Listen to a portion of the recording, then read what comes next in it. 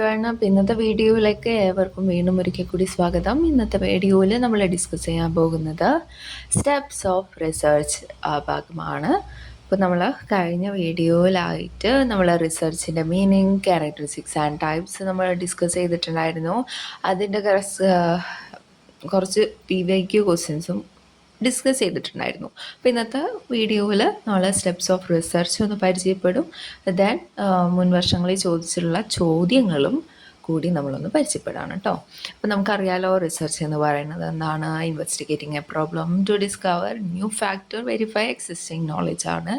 നമ്മൾക്ക് നേരെ അതിൻ്റെ സ്റ്റെപ്സിലേക്ക് കിടക്കാം. ഫസ്റ്റ് സ്റ്റെപ്പ് എന്താണ്? നമുക്ക് ആദ്യം ഞാൻ നേരത്തെ പറഞ്ഞ പോലെ തന്നെ റിസർച്ച് എന്ന് പറയുന്നത് ഒരു systematic scientific objective process of investigating a problem. ഒരു പ്രോബ്ലം കിട്ടിയാൽ അതിനെ ഇൻവെസ്റ്റിഗേറ്റ് ചെയ്യുക, അല്ലെ എന്നിട്ട് പുതിയ കാര്യങ്ങൾ അതിൽ നിന്നും പഠിച്ചെടുക്കുക, അല്ലെങ്കിൽ വെരിഫൈ എക്സിസ്റ്റിംഗ് നോളജ് എന്ന് പറഞ്ഞു. അപ്പോൾ നമുക്ക് എന്ത് വേണം? ഫസ്റ്റ് ആ റിസർച്ച് പ്രോബ്ലം വേണം. അപ്പോൾ identification and selection of research problem. അപ്പോൾ first and most important step എന്താണ്? നമുക്കൊരു പ്രോബ്ലം വേണം, specific, clear and researchable problem first. കാരണം ഈ പ്രോബ്ലം നമുക്ക് എങ്ങനെയൊക്കെ കിട്ടാം? പേഴ്സണൽ എക്സ്പീരിയൻസ് ആവാം, അല്ലെങ്കിൽ നമ്മൾക്കൊരു വായിച്ചിട്ടോ, അവിടെ സോഷ്യൽ ഇഷ്യൂസ്, എഡ്യൂക്കേഷൻ പ്രോബ്ലം, എങ്ങനെ വേണമെങ്കിലും ആവാം. അപ്പോൾ ഒരു ഗുഡ് പ്രോബ്ലത്തിൻ്റെ ക്യാരക്ടറിസ്റ്റിക്സ് എന്ന് പറഞ്ഞാൽ അത് സ്പെസിഫിക് ആയിരിക്കും, ക്ലിയർ ആയിരിക്കും, റിസർച്ചബിൾ, ഫീസിബിൾ, റെലവൻറ്റ് ആൻഡ് ഇത്തിക്കൽ. ഓക്കെ ആണല്ലോ. നമുക്ക് രണ്ടാമത്തെ സ്റ്റെപ്പ്, അപ്പോൾ നമ്മുടെ കയ്യിൽ പ്രോബ്ലം കിട്ടി. അപ്പോൾ അതുമായി ബന്ധപ്പെട്ടിട്ടുള്ള ബുക്സ്, ജേർണൽസ്, കാര്യങ്ങളൊക്കെ നമ്മളൊന്ന് റിവ്യൂ ചെയ്യേണ്ടത്. അപ്പോൾ റിവ്യൂ ഓഫ് റിലേറ്റഡ് ലിറ്ററേച്ചർ, ഇതാണ് സ്റ്റെപ്പ് 2. അപ്പോൾ എന്തിനത്? Avoid duplication of research, identifies research gap, formulate hypothesis, select tools and method. ഇതിനൊക്കെ നമുക്ക് ഒന്ന് റിലേറ്റഡ് ലിറ്ററേച്ചർ റിവ്യൂ ചെയ്യുന്നത് വഴി സാധിക്കും. And the third step, formulation of objective. ഇപ്പോൾ നമ്മൾ ഒബ്ജക്റ്റീവ്സ് ഫോർമുലേറ്റ് ചെയ്യണം അല്ലേ. അപ്പോൾ എന്താണ് നമ്മൾക്ക് അച്ചീവ് ചെയ്യേണ്ടത്?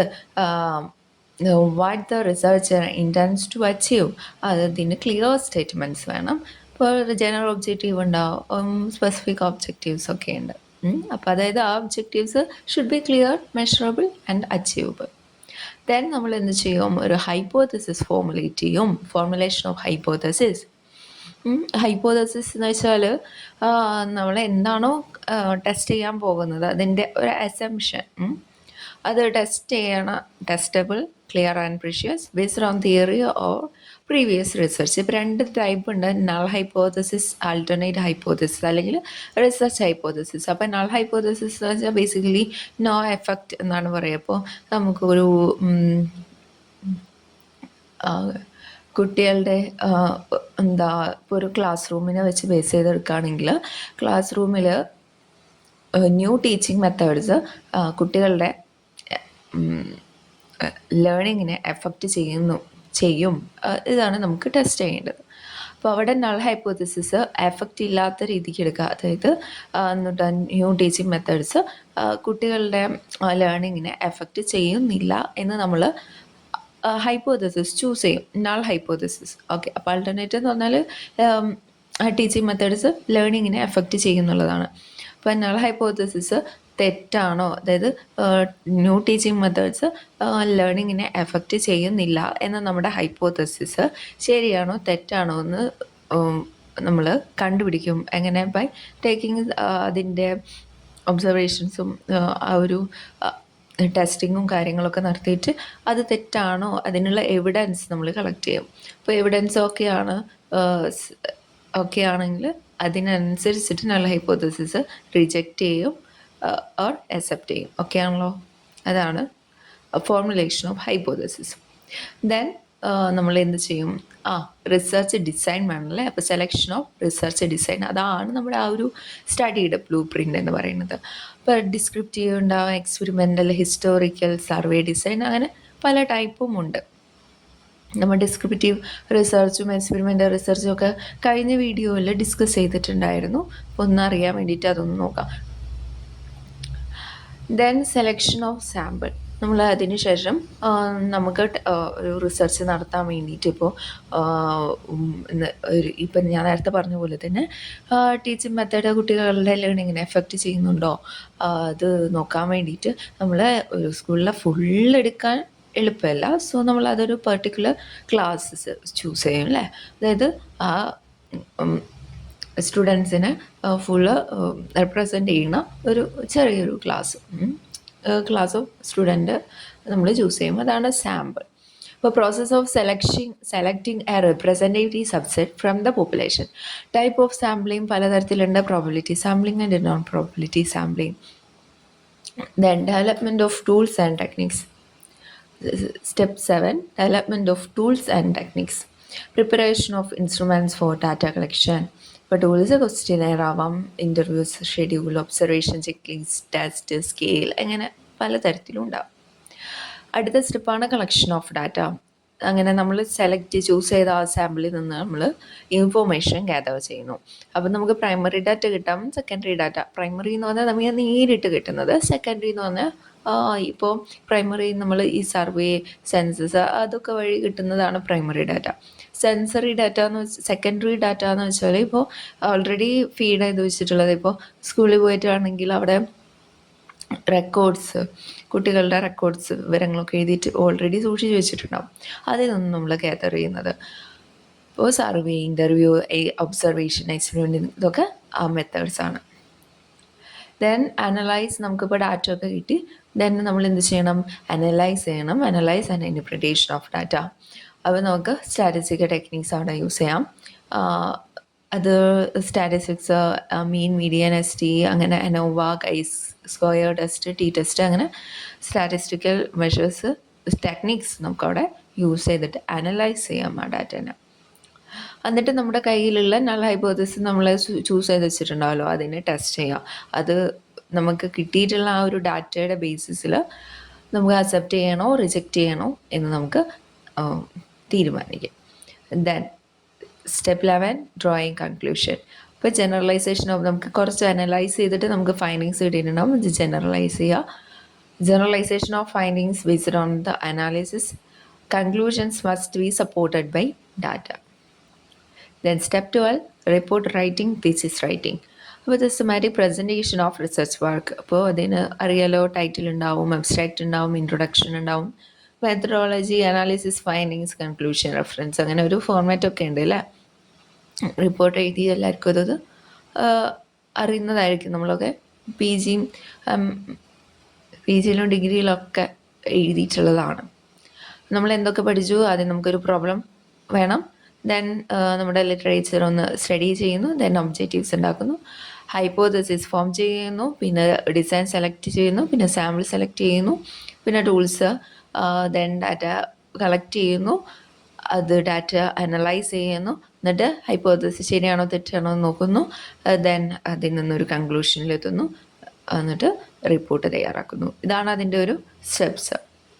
ഓക്കെ അല്ലേ? അപ്പോൾ നമുക്ക് ഇത്രയുള്ള ആ സ്റ്റെപ്സൊക്കെ ഏകദേശം ക്ലിയർ ആയെന്ന് വിചാരിക്കുന്നു. ഇനി നമുക്ക് മുൻ വർഷങ്ങളിൽ ചോദിച്ചിട്ടുള്ള ചോദ്യങ്ങളൊന്ന് പരിചയപ്പെടാം. First question, formulation of hypothesis. ഒരു ഹൈപ്പോത്തസിസ് ഫോർമുലേറ്റ് ചെയ്യുന്നത് വഴി നമ്മൾ എന്തൊക്കെ സഹായിക്കും? Making the study focused, reporting the result objectively, review of related studies. ഇത് മൂന്നും ഉണ്ട് അല്ലേ.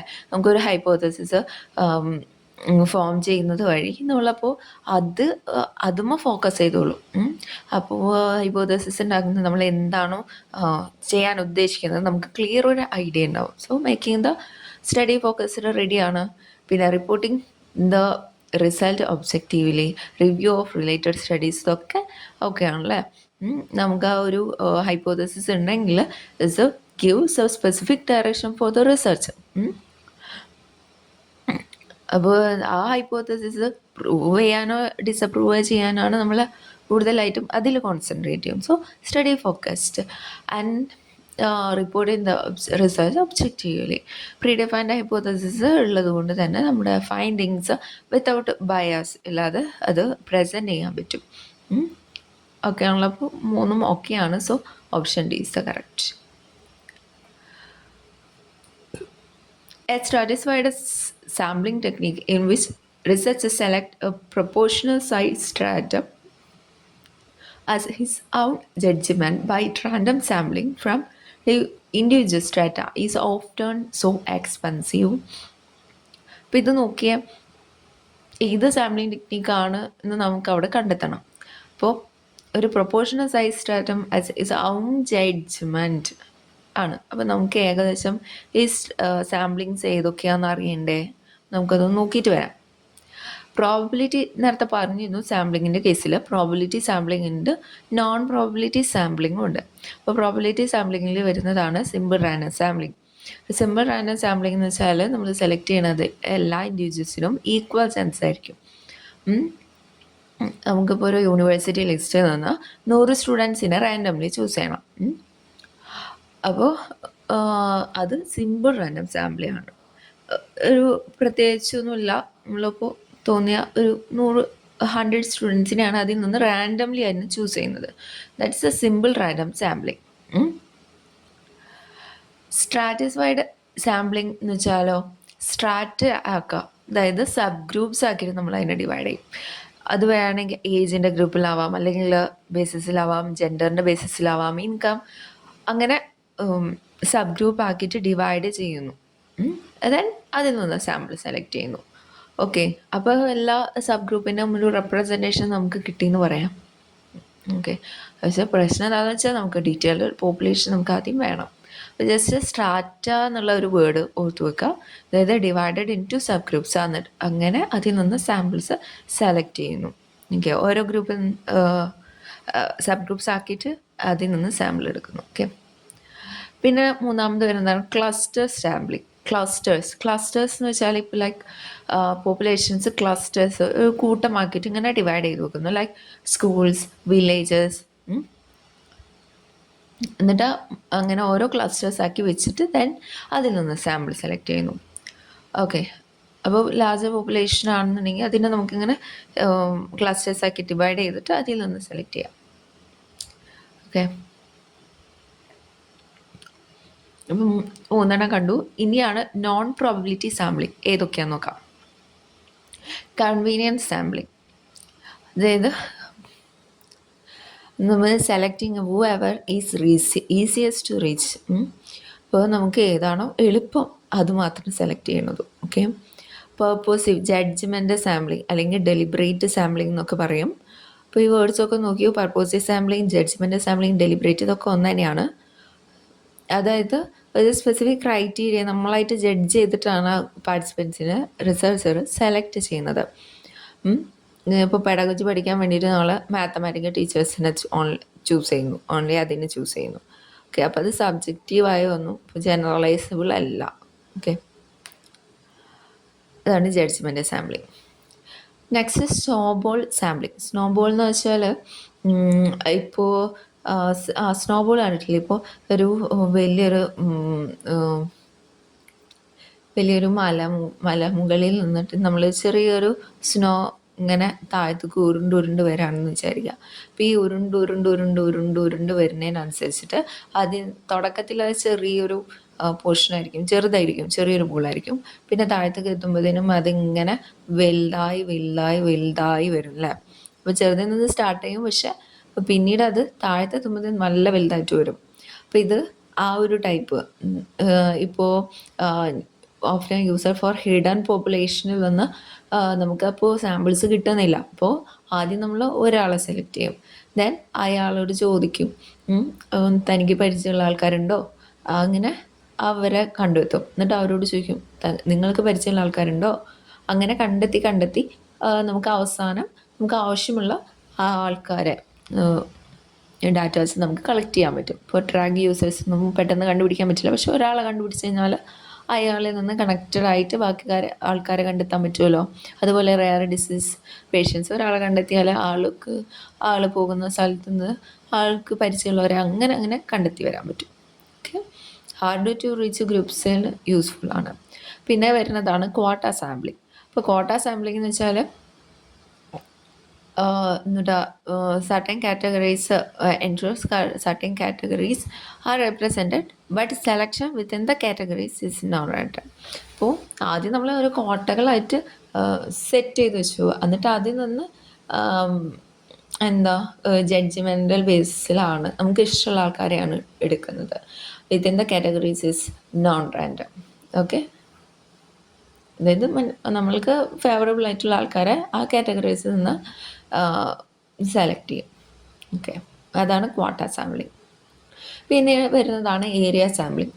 അതായത് ഇതും അതുപോലെ തന്നെ ഈ പോപ്പുലേഷൻസ് ഏരിയ ബേസിസിലായിരിക്കും നമ്മളത് എന്ത് ഡിവൈഡ് ചെയ്യുക. ഡിസ്ട്രിക്റ്റ്, വില്ലേജ്, ബ്ലോക്ക്, അങ്ങനെ ജിയോളജിക്കൽ ഏരിയാസിൽ അതുപോലെ ഡിവൈഡ് ചെയ്യുന്നു. Then samples are drawn from this areas. പിടികിട്ടിയെന്ന് വിചാരിക്കുന്നു. അപ്പം നമ്മുടെ ആൻസർ എന്തായിട്ട് വരും? നമ്മുടെ ചോദ്യം ഇതായിരുന്നു: a stratified sampling technique in which researcher select a proportional size stratum as his own judgement. Judgement എന്നുള്ള വേർഡ് വന്നാൽ തന്നെ അറിയാം അത് നോൺ പ്രോബിലിറ്റി സാമ്പിളിംഗ് ആണ്. അതിൽ എന്താ പറയുക, സ്ട്രാറ്റ ആയിട്ട് ഡിവൈഡ് ചെയ്തിട്ട് അതിൽ നിന്നാണ് സെലക്ട് ചെയ്യുന്നത് അല്ലേ. ഇൻഡിവിജ്വൽ സ്ട്രാറ്റയിൽ നിന്ന് സെലക്ട് ചെയ്യുന്നു. ദാറ്റ് മീൻസ് നമ്മൾ പഠിച്ചിട്ടുണ്ടായിരുന്നത് ക്വാട്ട സാമ്പിളിംഗ് അല്ലേ. ഓക്കെ, ജഡ്ജ്മെൻറ്റ് സാമ്പിളിംഗ് അവിടെ കിടക്കുന്നുണ്ട്, പക്ഷെ അതല്ല. സ്ട്രാറ്റകളായിട്ട് ഡിവൈഡ് ചെയ്തിട്ട് അതിൽ നിന്ന് സെലക്ട് ചെയ്യാന്ന് വെച്ചാൽ അതേതാ, ക്വാട്ട സാമ്പിളിംഗ് ആണ്. നമുക്ക് അടുത്ത ചോദ്യത്തേക്ക് പോകാം. Which among the conditions should be satisfied before the chi-square test is applied? അപ്പോൾ ടെസ്റ്റുകളുടെ ഭാഗത്തു നിന്ന് വന്ന ചോദ്യമാണ്. അപ്പോൾ അതിൽ chi-square ടെസ്റ്റ് അതിൻ്റെ കണ്ടീഷൻസ് നമുക്കൊന്ന് ജസ്റ്റ് ഒന്ന് നോക്കിയിട്ട് വരാം. അപ്പോൾ chi-square ടെസ്റ്റ് യൂസ് ചെയ്യുന്നതിന് മുന്നേ എന്തൊക്കെ കാര്യങ്ങൾ നോക്കണം? ഡാറ്റ, ജെൻഡർ, പ്രൊഫഷണൽസ്, അതിൻ്റെ ബേസിസിൽ കാറ്റഗറിക്കലാണോ എന്ന് ചെക്ക് ചെയ്യണം. Data must be categorical.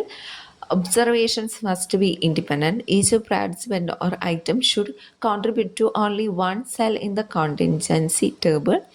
Expected frequency in each cell should be greater than or equal to 5. Sample size should be reasonably large. 20-30 observations must be അതിലുണ്ടായിരിക്കണം. Random sampling is preferred. Though not strictly required, it improves validity. Non-linear constraints variables should not be linearly dependent. അപ്പോൾ ഇത്രയും conditions ഉണ്ടെങ്കിലാണ് നമ്മൾ chi-square test apply ചെയ്യുക. So ഇവിടെ നമ്മുടെ അത് വരുന്നത് എവിടെയാണ്? Option C. Overall number of items must be reasonably large. Constraints എന്തായിരിക്കണം? Should not be linearly dependent ആണ്.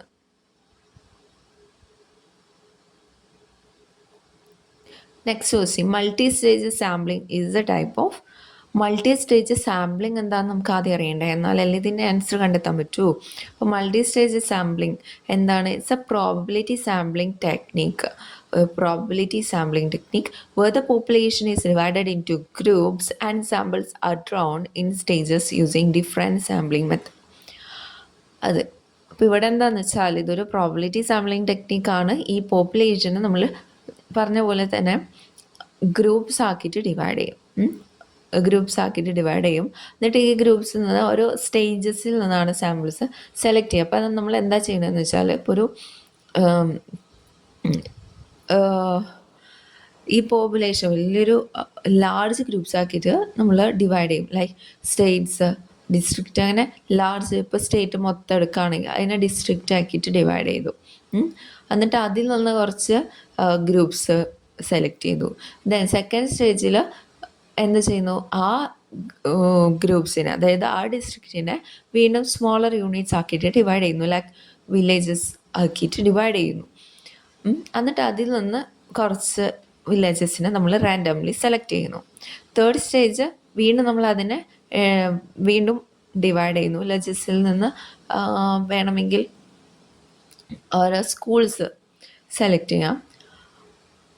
അങ്ങനെ ഡിവൈഡ് ചെയ്യുന്നു. ദെൻ അതിൽ നിന്ന് സാമ്പിൾസ് സെലക്ട് ചെയ്യുക. അപ്പോൾ ഓരോ സ്റ്റേജിലും ഓരോ ഡിവിഷൻ നടത്തിയിട്ട് അതിൽ നിന്നാണ് ഓരോ ഗ്രൂപ്പ്സ് ഉണ്ടാക്കിയിട്ട് അതിൽ നിന്നാണ് നമ്മൾ സാമ്പിൾസ് സെലക്ട് ചെയ്യുന്നത്. ഫോർ എക്സാമ്പിൾ, ഇപ്പോൾ നമുക്ക് മാത്തമാറ്റിക്സ് എഡ്യൂക്കേഷൻ പഠിക്കണം എന്ന് വിചാരിച്ചോളൂ. അപ്പോൾ ഫസ്റ്റ് നമ്മൾ സ്റ്റേറ്റിന് ഡിസ്ട്രിക്റ്റ്, ഇപ്പോൾ തൃശ്ശൂർ, കോഴിക്കോട്, എറണാകുളം, അങ്ങനെ കുറേ ഫുള്ള് ഡിസ്ട്രിക്റ്റ് ആക്കിയിട്ട് അതിൽ നിന്ന് റാൻഡംലി സെലക്ട് ചെയ്യുന്നു.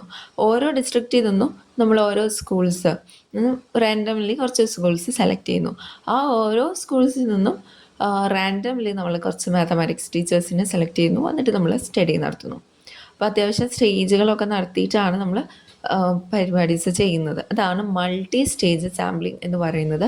ഇപ്പോൾ നമ്മുടെ ഓപ്ഷൻസിലേക്ക് നോക്കിയാൽ നോൺ പ്രോബിലിറ്റി സാമ്പിളിംഗ് അല്ല, പർപ്പോസീവ് സ്റ്റാറ്റിസ്ഫൈഡ്.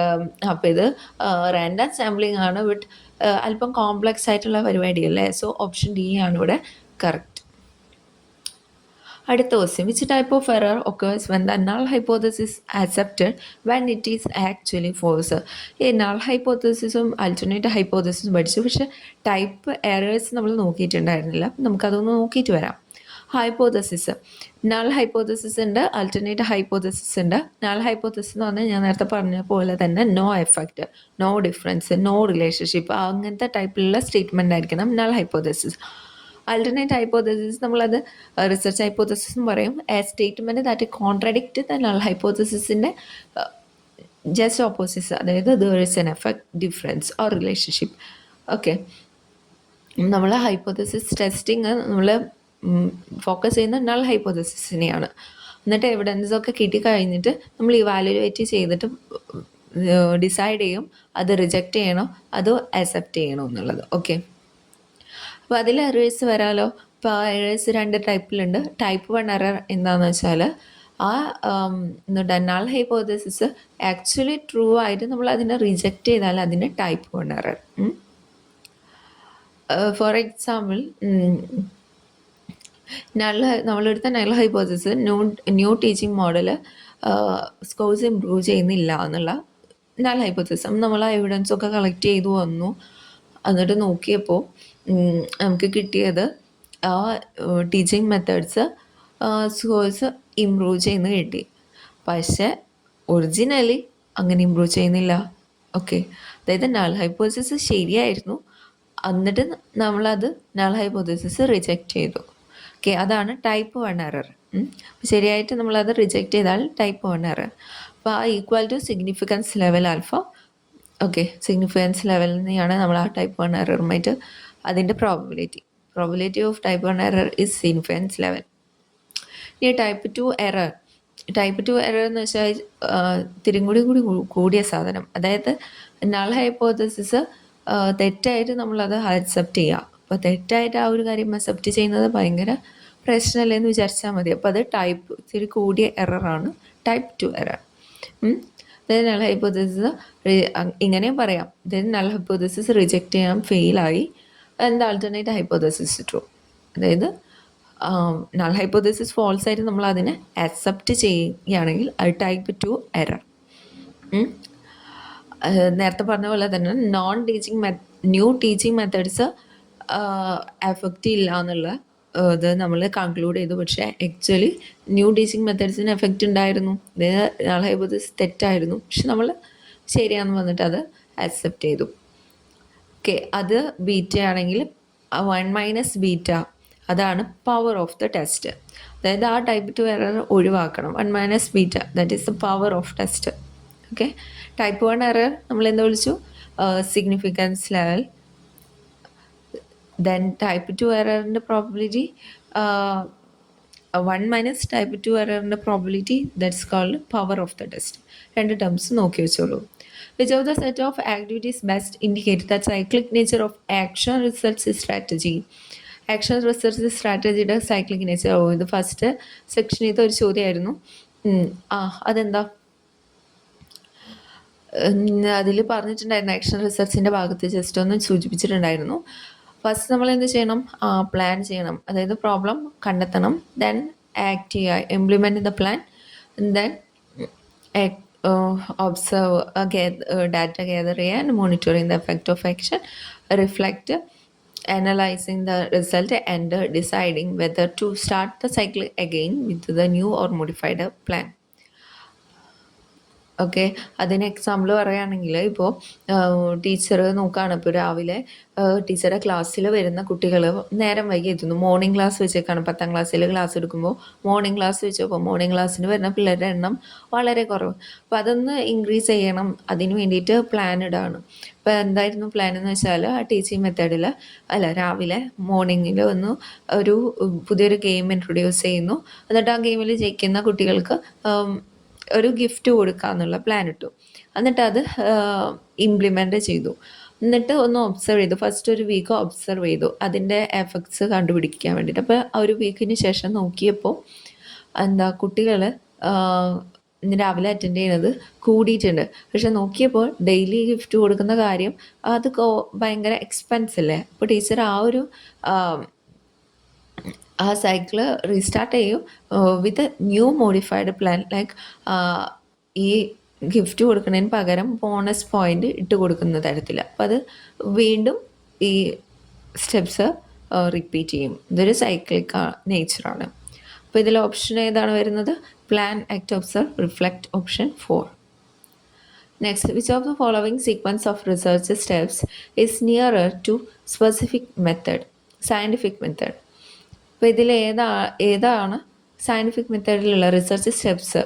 ഇപ്പം നമുക്ക് നോക്കാം. Suggest a solution of the problem, deducing the sequence of the solution, perceiving the problem situation, cation of difficulty. ഇതൊരു കറക്റ്റ് ഓർഡർ അല്ല. പിന്നെ പ്രോബ്ലം സിറ്റുവേഷൻ ഇവിടെ വന്നിട്ടുണ്ട്. Locating the actual problem and its definition, hypothesis ചെയ്യുന്നുണ്ട്. Deducing the consequence of the suggested solution and testing the hypothesis in action. അടുത്തതിൽ defining the population, drawing and sample collection data and analysing the situation. ഇതിൽ hypothesis വന്നിട്ടില്ല. പിന്നെ എന്താ? Identify the catcher factors, defining the problem, developing a hypothesis. Hypothesis ഇവിടെ വന്നിട്ടുണ്ട്. Selecting a sample, collecting data and arriving and generalisation and conclusion. അപ്പോൾ ഇതിൽ ഏതാണ് വരുന്നത്? നമുക്ക് ഹൈപ്പോത്തസിസ് ലാസ്റ്റ് ഒന്ന് ടെസ്റ്റ് ചെയ്യണ്ടേ, ഇനി ശരിയാണോ തെറ്റാണോ എന്നൊക്കെ. ഓക്കെ, അപ്പോൾ നമുക്ക് ഏതാണ് ആൻസർ വരുന്നത്? ഓപ്ഷൻ 2 ആണ് ആൻസർ വരുന്നത്. ഹൈപ്പോത്തസിസും വന്നിട്ടുണ്ട്, ഹൈപ്പോത്തസിസ് ടെസ്റ്റിങ്ങും എല്ലാം വന്നിട്ടുണ്ട്, പ്രോബ്ലം സിറ്റുവേഷൻ എടുക്കുന്നതും. ഓക്കെ, അപ്പോൾ ഓപ്ഷൻ 2 ആണ് correct. Next question, in doing research, action research, which is the usual sequence of steps? Repeated question ആണല്ലേ. അപ്പോൾ ഫസ്റ്റ് എന്തായിരുന്നു? പ്ലാൻ ചെയ്യുക, ആക്ട് ചെയ്യുക, ഒബ്സർവ് ചെയ്യുക, റിഫ്ലക്റ്റ് ചെയ്യുക. Option 2 is the correct answer. Which sequence of research steps is logical in the list given below? The problem formulation, analysis, development of research design, hypothesis, collection of data, arriving at generalization and conclusion. Development of research design, hypothesis making, problem formulation, data analysis, arriving at conclusion and data collection. ഇതിൽ ഏതാണ് വരുന്നത്? ആദ്യം തന്നെ research design ചെയ്യത്തില്ല. So option 2 നമുക്ക് cancel ചെയ്യാം. Then problem formulation, hypothesis making, problem formulation first വരും. Then second തന്നെ നമ്മൾ അതിനെ അനലൈസ് ചെയ്യുമോ? ഇല്ല. അപ്പോൾ ഓപ്ഷൻ 1 നമുക്ക് ക്യാൻസൽ ചെയ്യാം. പിന്നെ 3 or 4 ആണ് വരുന്നത്. Hypothesis making, development of research design, collection of data analysis and formulation of generalisation and conclusion. Formulation, deciding about the sample and data collection tool, formulation of hypothesis, collection and interpretation of research evidence. അപ്പോൾ ഇതിൽ ഏതാണ് വരുന്നത്? നമ്മൾ ആദ്യം hypothesis set ചെയ്തിട്ടാണ് പിന്നീടൊരു എന്താ research ഡിസൈനും കാര്യങ്ങളൊക്കെ പിന്നീടാണ് വരുന്നത്. ഓപ്ഷൻ 3 ആണ് ഇവിടെ correct answer. Which of the following is an initial mandatory requirement for pursuing research? ഇതിലെ ഇനീഷ്യൽ മാൻഡേറ്ററി റിക്വയർമെൻറ്റ് ഏതാണ്? ഡെവലപ്പിംഗ് റിസർച്ച് ഡിസൈൻ ആണോ? ഫോർമുലേഷൻ റിസർച്ച് ക്വസ്റ്റ്യൻ ആണോ? Deciding about the data analysis procedure. എന്തായാലും ഡാറ്റ അനാലിസിസ് അല്ല ഇനീഷ്യലായിട്ടുള്ള കാര്യം. Formulation research hypothesis ഏതാണ്? നമ്മൾ first ചെയ്യേണ്ട കാര്യം എന്താണ്? ഫസ്റ്റ് ചെയ്യേണ്ട കാര്യം നമുക്ക് ആദ്യം ഒരു ക്വസ്റ്റ്യൻ വേണം അല്ലേ? ഫോർമുലേറ്റിംഗ് റിസർച്ച് ക്വസ്റ്റ്യൻ, ദെൻ അതിന് ശേഷമാണ് റിസർച്ച് ഹൈപ്പോത്തസിസും റിസർച്ച് ഡിസൈനും ഒക്കെ വരുന്നത്. ഓക്കെ, അപ്പോൾ formulating research question. Next question, in a research on effect of child rearing practices on stress proneness of children in completing school project, the hypothesis formulated is that the child rearing practice do affect stress proneness at the data analysis stage, and null hypothesis is advanced to find out the tenability of research hypothesis on the basis of the evidence available. The null hypothesis is rejected at 0.01 level of significance. What decision may be warranted irrespective of the research hypothesis? വലിയൊരു നീണ്ട ഒരു ചോദ്യം അല്ലേ. ഇപ്പോൾ child rearing practices, കുട്ടികളെ വളർത്തുന്ന ആ രീതി സ്ട്രെസ്ഫുൾനെസ് ഇൻ കംപ്ലീറ്റിംഗ് സ്കൂൾ പ്രൊജക്റ്റിൽ സാധിക്കുന്നുണ്ട്, അതിന് എഫക്റ്റ് ചെയ്യുന്നുണ്ടോ എന്നുള്ള ഒരു റിസർച്ചിൽ ഹൈപ്പോത്തസിസ് ഫോർമുലേറ്റ് ചെയ്തു. ഏതാ ഹൈപ്പോത്തസിസ് ഫോർമുലേറ്റ് ചെയ്തത്? Child rearing practice do effect stressfulness. അപ്പോൾ നൾ ഹൈപ്പോത്തസിസ് നോ എഫക്റ്റ് എന്നുള്ള രീതിക്ക് ഇപ്പോൾ child rearing practice do not influence stressfulness എന്ന് പറഞ്ഞിട്ട് നൾ ഹൈപ്പോത്തസിസ് അവിടെ വരും അല്ലേ. എന്നിട്ട് എന്താ null hypothesis advanced to find out the tenability of research hypothesis. എവിഡൻസിൽ നൾ ഹൈപ്പോത്തസിസ് റിജക്റ്റ് ചെയ്യും അതിൻ്റെ ലെവൽ ഓഫ് സിഗ്നിഫിക്കൻസ്, അതായത് ടൈപ്പ് 1 എറർ അല്ലേ, അത് 0.01 ആണെന്ന് കണ്ടു. അപ്പോൾ ഇതിൽ നിന്ന് നമ്മൾ എന്താണ് കൺക്ലൂഡ് ചെയ്യുക എന്നാണ് ചോദിച്ചിരിക്കുന്നത്. അപ്പോൾ റിസർച്ച് ഹൈപ്പോത്തസിസ് ഇൻഫ്ലുവൻസ് ചെയ്യുന്നുണ്ടെങ്കിൽ null hypothesis there is no relationship between child rearing and stressfulness. എന്നിട്ട് അവരത് ടെസ്റ്റ് ചെയ്തു അല്ലേ, സിഗ്നിഫിക്കൻസ് ലെവലിൽ. അതായത് അവിടെ കിട്ടിയത് എന്തായാലും 0.01, അതായത് 1% സ്റ്റാൻസ് റിസൾട്ട് ഒക്കേർഡ് അത് ശരിയാവാനായിട്ട്. അപ്പോൾ നമുക്ക് എന്ത് ചെയ്യാം, അത് റിജക്റ്റ് ചെയ്യാം. സോ നോ എഫക്റ്റീവ് സ്റ്റേറ്റ്മെൻറ്റ് അവിടെ ഫാൾസ് ആണ്, നമുക്ക് എടുക്കണ്ട. So we accept the research hypothesis. പിടികിട്ടിയെന്ന് വിചാരിക്കുന്നു. അടുത്ത question, research misconduct include which of the following? Research misconduct അതിൽ ഏതാണ് ഇതിൽ വരാ? Data fabrication, plagiarism, data falsification, difference of opinion, data validation. ഇത് റിസർച്ച് എത്തിക്സിൻ്റെ ഭാഗത്തുനിന്ന് ചോദിച്ചിട്ടുള്ള ചോദ്യമാണ് കേട്ടോ. അപ്പോൾ ഇതിൽ ഏതാണ് വരുന്നത്? അപ്പോൾ ഡാറ്റ ഫാബ്രിക്കേഷനും ഒക്കെ വരുന്നുണ്ട് അല്ലേ, പ്ലാഗിയറിസം, ഡാറ്റ ഫാൾസിഫിക്കേഷൻ. ഇപ്പോൾ എ, ബി, സി മാത്രമേ വരുന്നുള്ളൂ. ഓക്കെ, അപ്പോൾ അതിൻ്റെ റിസർച്ച് എത്തിക്സിനെ കുറിച്ചിട്ടൊരു വീഡിയോ ചെയ്യുന്നതായിരിക്കും കേട്ടോ. പിന്നെ what is modelling approach of research design? The research problem is represented by mathematical model. Solutions and conclusions are derived from that model.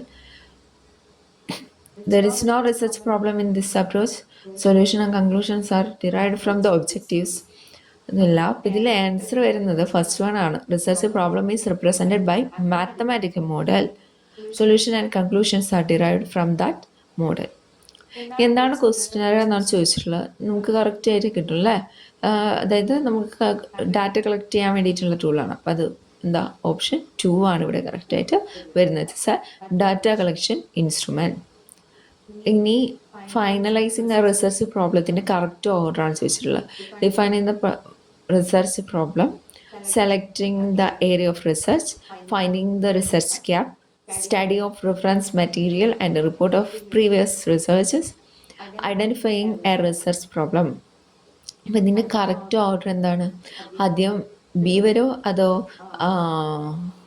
E വരോ? അപ്പോൾ ബി ആണ് ഇതിൽ സ്റ്റാർട്ടിങ് വരുന്നത് അല്ലേ. അപ്പം selecting area of research first വന്നു. Then എന്ത് വരും? ഇപ്പോൾ selecting the area of research, then എന്ത് വരും? Study of reference material and report അല്ല, പ്രീവിയസ് കാര്യങ്ങളൊക്കെ ഒന്ന് നമ്മൾ ചെകഞ്ഞ് നോക്കണ്ടേ. അതിന് ശേഷം എന്നിട്ട് ആ റിസർച്ച് ഗ്യാപ്പ് കണ്ടെത്തുന്നു, ദെൻ റിസർച്ച് പ്രോബ്ലം കണ്ടെത്തുന്നു, എന്നിട്ട് ആ പ്രോബ്ലത്തിന് നമ്മൾ ഡിഫൈൻ ചെയ്യുന്നു. ഓക്കെ, ഇതാണ് ഫൈനലൈസ് ചെയ്യുന്ന ഒരു കറക്റ്റ് ഓർഡർ. അപ്പോൾ selecting area of research initial steps ഈ കാര്യം നേരത്തെ പറഞ്ഞു തന്നെ. ഇനി in which condition Karl Pearson's correlation coefficient can be calculated? ഇതിൽ ഏത് കണ്ടീഷനിലാണ് Karl Pearson's correlation coefficient can be calculated? അപ്പോൾ കാൾ പിയേഴ്സൺ ഇത് if there is linear relationship between two variables, if data are obtained in intervals or ratio scales for both the variables. Okay, അടുത്ത question, arrange the following steps of research in order of their occurrence. അപ്പോൾ steps of research എങ്ങനെ arrange ചെയ്യാനുള്ള ചോദ്യങ്ങളാണ് കൂടുതലും വന്നിട്ടുള്ളത് അല്ലേ. അപ്പോൾ നമുക്ക് നോക്കി പോവാം. ഡിറൈവിങ് ഫൈൻഡിങ്സ് അതെന്തായാലും ഫസ്റ്റ് വരില്ല. Interpretation of result, formulation of the hypothesis, defining the research problem, measuring the dependence variable. അറിയാലേ എങ്ങനെയായിരിക്കും സ്റ്റാർട്ട് ചെയ്യുക എന്നുള്ളത്. ആദ്യം നമ്മൾ റിസർച്ച് പ്രോബ്ലം ഡിഫൈൻ ചെയ്യണം, ദെൻ എന്ത് ചെയ്യണം, അതിനെ ഹൈപ്പോത്തസിസ് ഫോർമുലേറ്റ് ചെയ്യുന്നു, ദെൻ വേരിയബിൾസ് മെഷർ ചെയ്യുന്നു, then interpretation of the result and deriving the findings. അടുത്ത ക്വസ്റ്റ്യൻ പാരാമെട്രിക് ടെസ്റ്റിനെ കുറിച്ചിട്ടായിരുന്നു. Which are the conditions for using parametric test for data analysis. അത് ഏതാണ് വരുന്നത്? Data follows normal distribution and dependence variable is measured in intervals or ratios, then homogeneity of variance. ഈ മൂന്ന് കാര്യങ്ങളാണ് parametric test. Okay, ഇത്രയും